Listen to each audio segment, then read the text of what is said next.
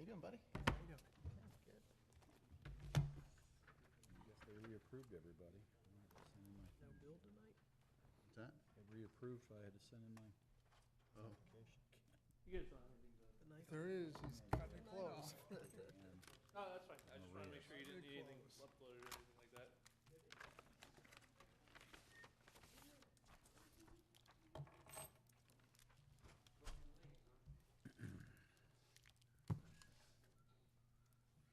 Hey, good evening.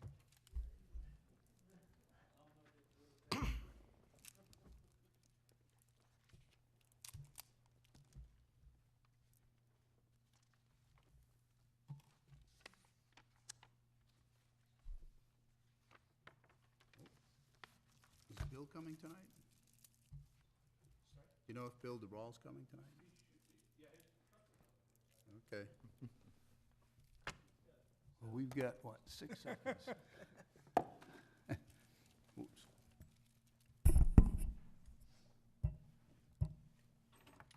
Okay, it is 7 o'clock. Let's go ahead and call the meeting to order. First item on the agenda is the Pledge of Allegiance.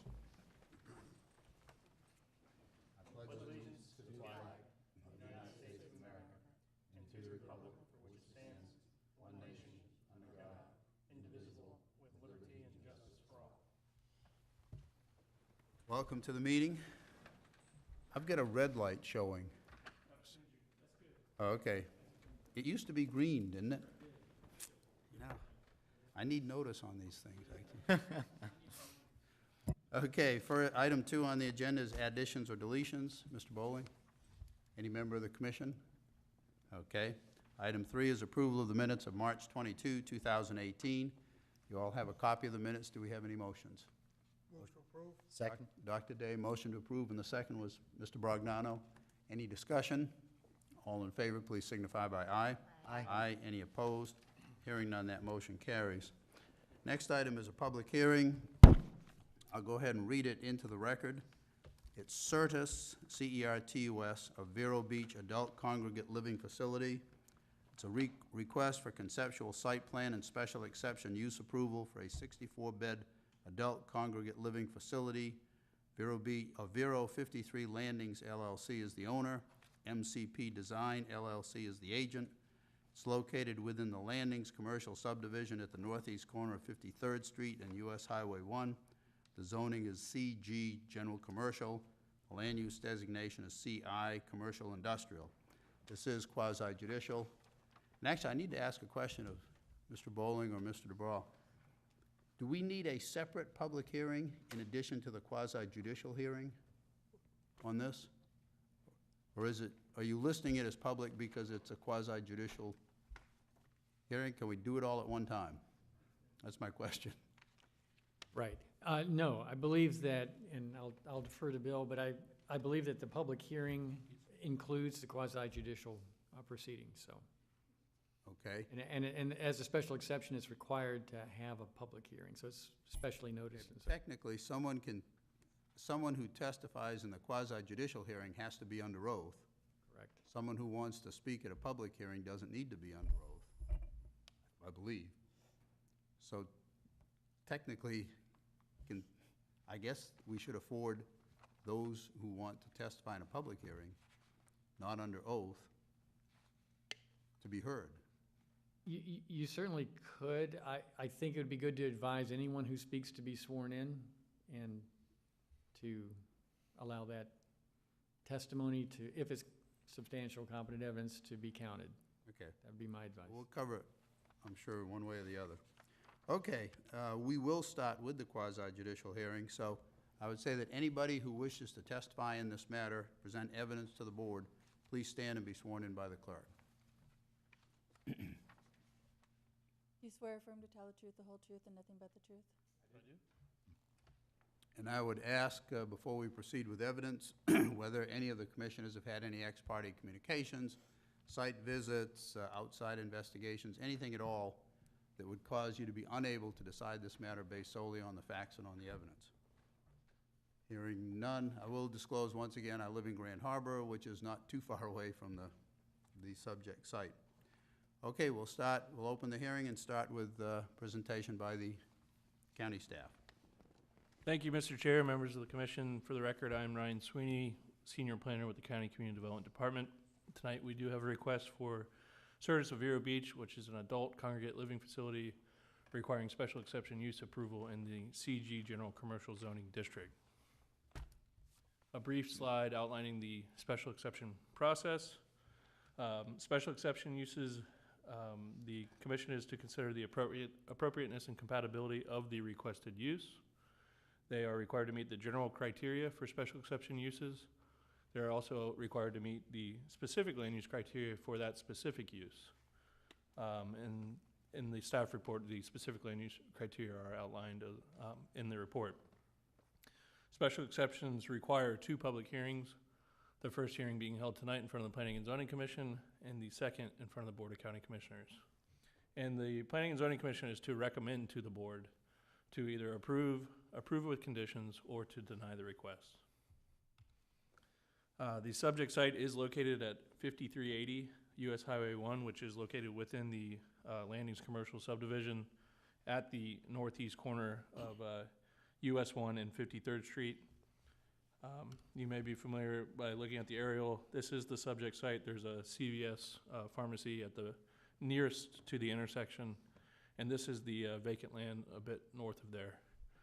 There's a couple other out parcels in the commercial subdivision. In fact, you guys saw a replat for the subdivision at the last meeting. So here's a graphic of the proposed site plan. North is still up, so US 1 is on the left side. The building outline here in the middle of the tract, and there's a parking area near the entrance.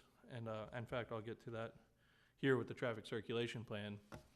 So there's an internal 2-way drive aisle system that includes parking near the main entrance of the structure, as well as a 2-way drive aisle that loops roughly 3/4 of the way around the building, some additional parking at the sides, and also at the rear of the building. The blue line represents the driveway connection to US 1, which to northbound US 1's a right-in, right-out driveway. And then the purple line is one of actually 2 driveway connections to 53rd Street. The landscape plan, this is a conceptual landscape plan showing the proposed landscape buffering along the north property line, which there's RS3 zoning north of the North Relief Canal. Additional landscape buffering along the east property line, which is the reserve at Grand Harbor. Some additional landscaping along the south side, which is internal to the subdivision. And the US 1 buffering, which is already existing, which was provided with the commercial subdivision. The project site is located near the Gifford Bones Archaeological Site. Therefore, Section 93309 of the County Land Development Regulations do apply to the site, and I did include that section in staff's report as an attachment. The applicant also coordinated with the State Division of Historical Resources, and through that coordination, the DHR recommends that a qualified professional archaeologist be on site to monitor all ground disturbing activities. So generally the sort of the first part of the construction when they're doing underground utilities and things of that nature. The applicant also identified a no-build area in an attempt to be even more conservative and try to avoid uncovering any potential archaeological resources. So that site has been identified on the plan and is included in staff's recommended conditions.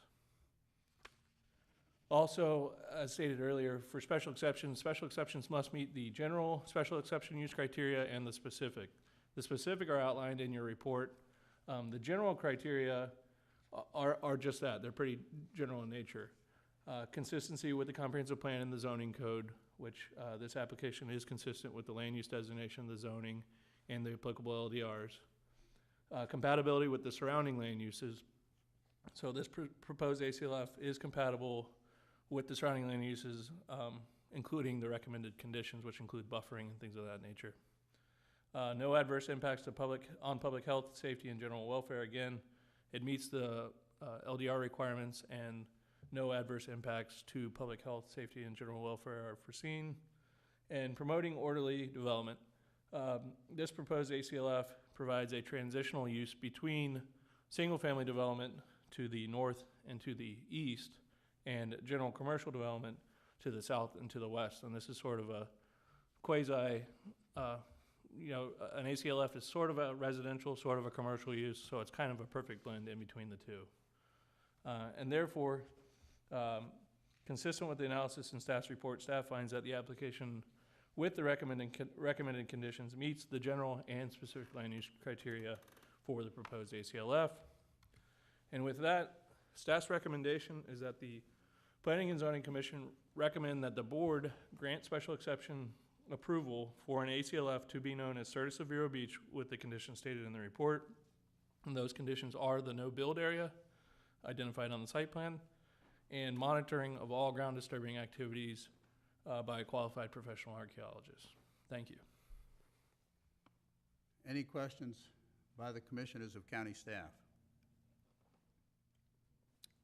I guess I have a few questions.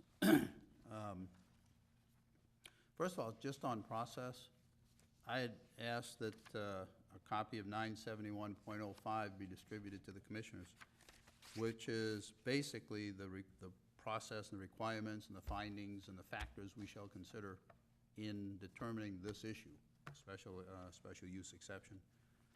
And I would ask in the future, we face the same issue on the rezoning, where there's a provision in the code that says what this commission needs to consider in a rezoning request, or in this case on the special use exception, that we get a copy of that provision to the commissioners, probably as part of the package, so we can get down through it.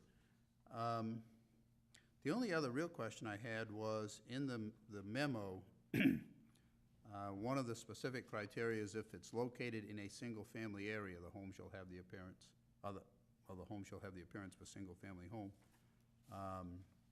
Structural alterations, et cetera, so as to preserve the residential character of the building. And the staff's conclusion is the site's not located in a single-family area. But I do notice that to the north is RS3 zoning, and to the west, to the east is this Grand Harbor piece that they're now developing. And I don't know what they're going to develop in there, but currently they're developing single-family homes.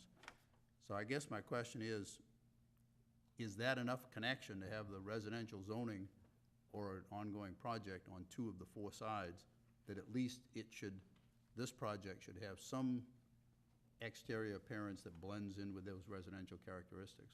Right, good question. Couple of points. One is the way that criterion has been applied in practice is if it's in the same residential neighborhood. In other words, it's interconnected. It's within a platted area that and it's sharing some of the traffic is going through, sharing some of the same local streets and that sort of thing. Here, it's completely separated traffic-wise. I'd also note that I think in fact, some of the sites that are residential around it are actually zoned multifamily, and this basically will have a multifamily look to it. But again, we didn't consider a criterion that had to be met in this particular case because it's totally separated traffic-wise from any residential neighborhood. It's not sharing any of the local streets. You could conceivably have a situation where typically it'd be a smaller scale type of development project, an ALF more in a residential neighborhood, and there you'd want that criterion to apply. The conceptual site plan, as I'm looking at, appears to be a single-story building. Is that right? Yeah, Mr. Chair, the one thing I was going to add is that we have conceptual renderings. They're not final, so we didn't share them. But generally, it does have sort of I wouldn't say a single-family feel because it's much larger, but it has a sloped roof. It has sort of the same general characteristics. I believe it's got a hardy plank finish, so it would be certainly compatible with single-family. Okay. Any other questions or comments to county staff? If not, is the applicant here? Yes, they are here. Would you like to address the commission in any way? Only if you guys have questions is what, I mean. Okay, does any member of the commission have any questions to the applicant? Okay, if not, does anybody else want to be heard on this matter? If there's nothing then further in the hearing, we'll go ahead and close the quasi-judicial hearing. And let me ask one other question. I'm assuming, as you read over 971.05, it requires we make certain findings, et cetera. In section 7, will not adversely affect the public interest and 2 or 3 other things.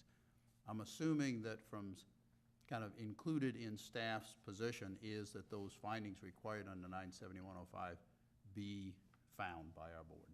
So that if we adopt staff's recommendation, that includes the findings required in 971.05. That's correct. Okay. Anything else? I do have one question. Yes, go ahead.